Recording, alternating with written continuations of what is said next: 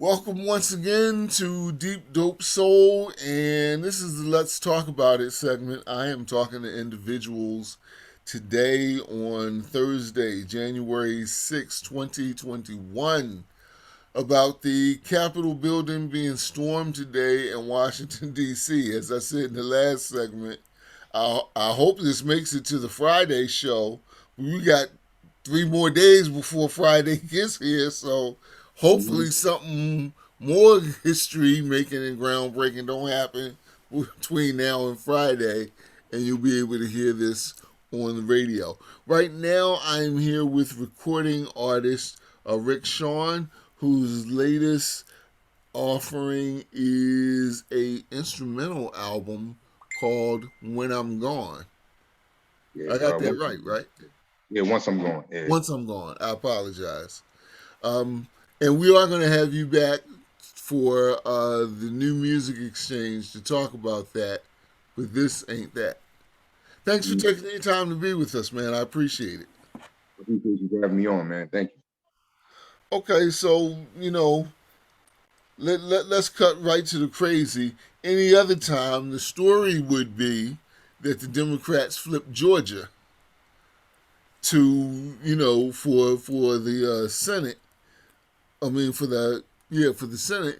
But lo and behold, today, when they were supposed to confirm the results of the 2020 election, Trump supporters stormed the whole Capitol and broke into the Capitol building.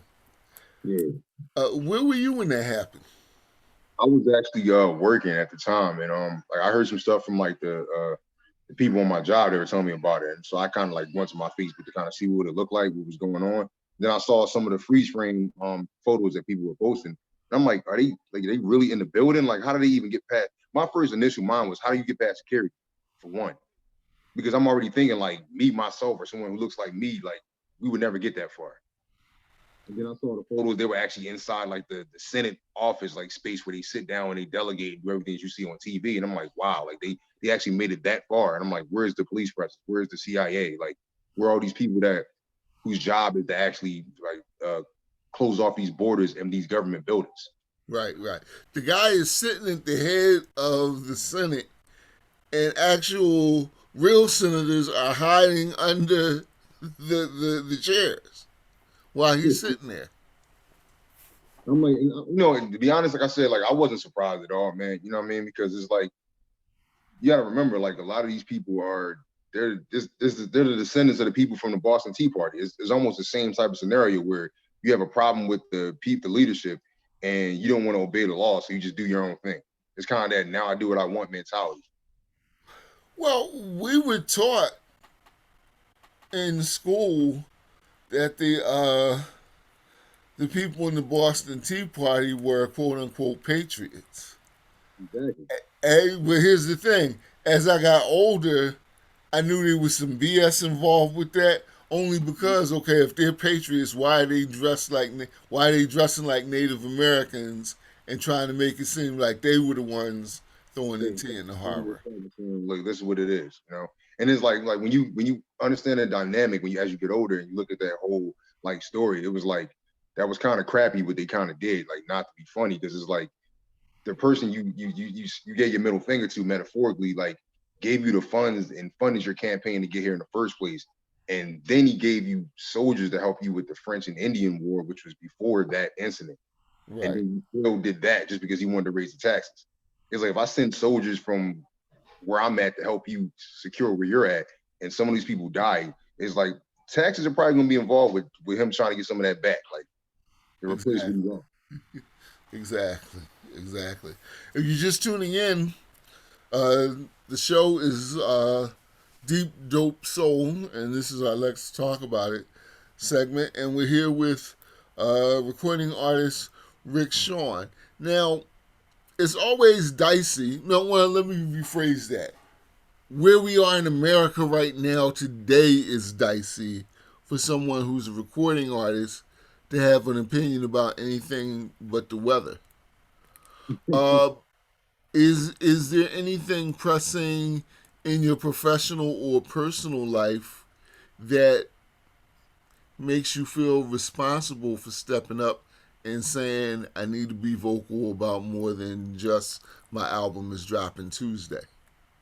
Well, yeah, I mean, we live in an era now where there is no real like quote unquote like marketing plan for a artist or how you roll out somebody. Like if people care about who you are as a person first.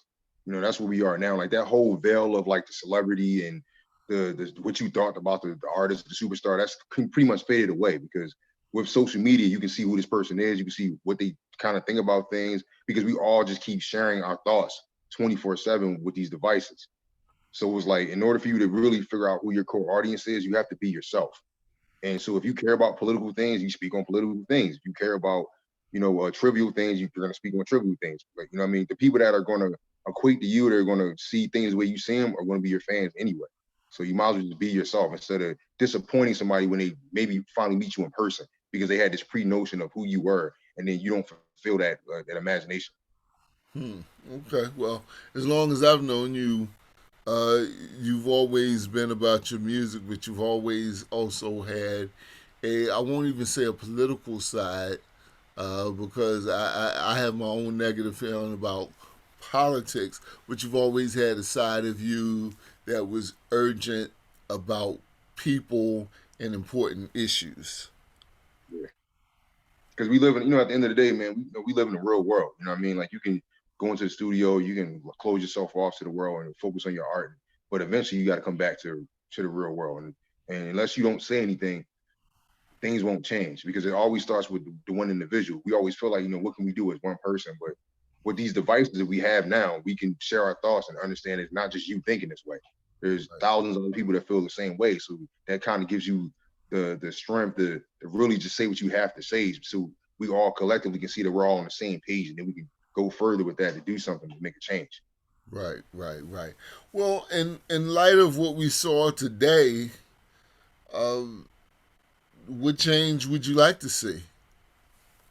Well, I'm like you said, like you guys were saying earlier, like on the earlier segment I saw, like accountability for one. That's what we need to start doing, like, and not just accountability with the actual elected officials and the legislators, but accountability with ourselves of knowing the country that we live in, because there's so many of us that don't even know how our country is run, the structure base of our country, the government, the politics, and everything of our country, and that's almost crazy to be an adult that lives somewhere and you don't even understand how the system works. You know what I Yeah, mean? I Because know adults. I know adults who didn't even know that Congress could override a veto. yeah, and that shouldn't be like that. That shouldn't be. It's certain things at a certain point because we live in an era where information is almost instant. And, you can find anything you want to find out by just searching for something. There's no excuse at this point when you get to a certain age of adulthood to say that, "Well, I didn't know that," or it should behoove you to want to figure out what the situation is. If things aren't going right, why are they not going right? How did this person win? Who's this guy that's the city council official for my zip code? How did he get that job? Like when was the election? Like when's the next one? Things like these questions you ask yourself, you start to find the answers. You Right, look for right. the Yeah. Well, I tell you, whenever I have one thing that I do is I've had several freeholders on the show, and whenever I have a freeholder on, I ask them to explain what they do because there are a lot of intelligent people who don't know what freeholders do. Mhm. So there's that. All right. I'm going to ask you to break out the Rickshon crystal ball, Okay. and what do you see between now and the inauguration? Uh, do you think that the peace that has been brought about by the National Guard being called and the police tonight in D.C., do you think that holds to and through the inauguration? Um, I think it's going to be more of a ping pong back and forth. I don't think it's going to be at the level that we just saw tonight, where they made it that far and that deep into different political buildings. I feel like the security pressure is going to be a little tougher, but it's still going to be some rumblings of back and forth, people throwing stuff, people shouting obscenities. You know what I mean? It's going to be a nice little parade of frustration from the public, and then you might actually see some kickback from from government officials and also police force, because there's only so much you can take. There's only so much of trying to be nice to the quote unquote status quo before you finally get aggravated and you start showing who you are as a person on that side of things. So I think we're going to see a lot of like just back and forth. There's going to be a lot of petty stuff from Trump. I can guarantee. Like his Twitter fingers are always going to be going, and I expect him for the first year to just be trolling Joe Biden the entire time. Well, he definitely trolled Barack Obama throughout his whole presidency. So, Yeah. all right, is there anything you want to add before I let you go? Well, I mean, like the brothers Steven said earlier, like at a certain point in time, like you have to start looking at the people, because 71 million people did vote for this man, even after everything that occurred, even after everything that happened.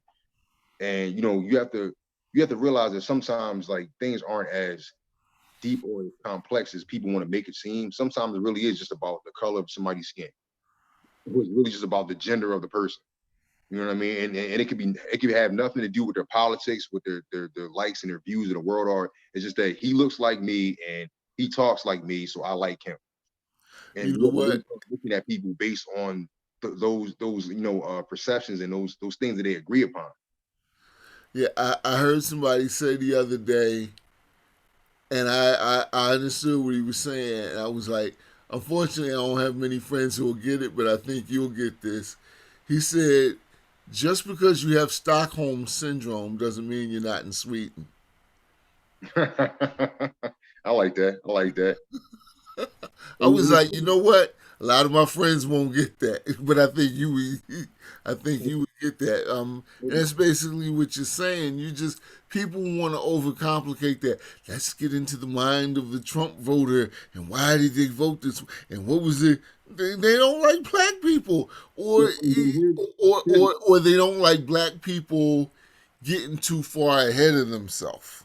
And here's the thing that jumped out to me when I watched the documentary on him on Netflix, like the Donald Trump story. Right. I don't know who the guy was who said it, but because they didn't show his face, but it was like a powerful statement he said that I'm like that really made me start to really think about the Trump supporter, the person, the individual, and the guy, whoever he was. He said that only poor people think that Donald Trump is a good businessman. You know what I mean? I'm like that, Right. like that really. I'm like, because he was somebody that was like high up on the ladder too. So it was like it just made you really think like only thing he's really good at was marketing himself. He's not actually not a good business person when you look at his portfolio and what he's done. But the fact that he has 71 million people that think he knows what he's doing just shows you the level of intelligence that they actually have when it comes to things like our country, economics, and et cetera, et cetera. Right. Not in our day, but in our parent. Well, not maybe not in your parents' day. In my parents' day, um, in my parents' day, there are people who could still travel the country peddling snake oil, and so I don't know if you know. Okay, so snake oil. Have you ever seen a western where they have the medicine show? Guy rolls into town with a wagon, and he has these bottles of magic elixir. And if you drink them, it's gonna make your hair grow. It's gonna cure your lumbago and everything. That's Yeah, what like, Donald Trump is, yeah, and the media feeds into him. yeah, because for them it's all about ratings. I don't think they actually care about what he thinks or what he believes or his philosophy. They just want the ratings because they They care just about making money. right. Okay. All right. Again, his name is Rickshon. Thank you for stopping by.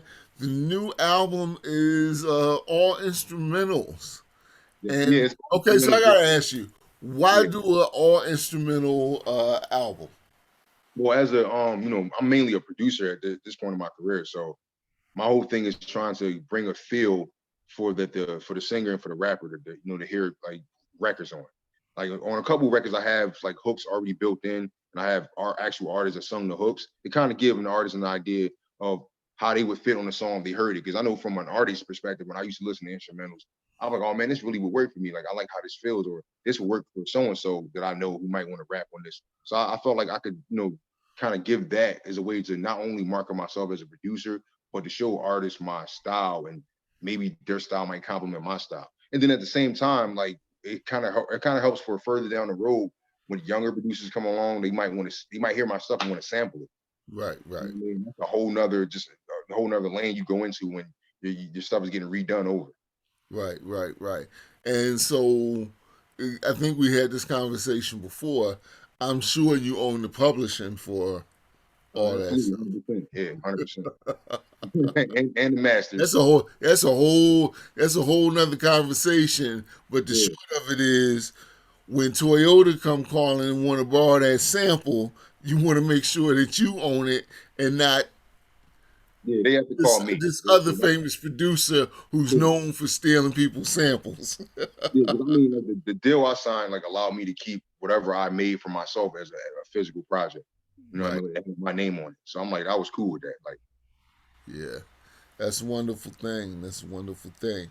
So it's called Once I'm Gone, yeah, and they can get it on all major yeah, platforms. you can get it on all major platforms. You can go to my Instagram. It's called Rickshon Shifty underscore, and it's right there in the link. You can tap the link. It'll take you to the link tree that'll give you pretty much all the albums I have out, including this one. It's on Amazon. It's on Tidal. It's on Spotify. It's on Google Play, Apple Music. You know, wherever you want to get it from, wherever country you might be in, it's all over the internet, worldwide. Okay, and that's how you can get him if you'd like to book him as a producer as well. Then Yes, sir. Yeah. thank you so much. Thank you, sir. Appreciate it. Take care. All right, take care.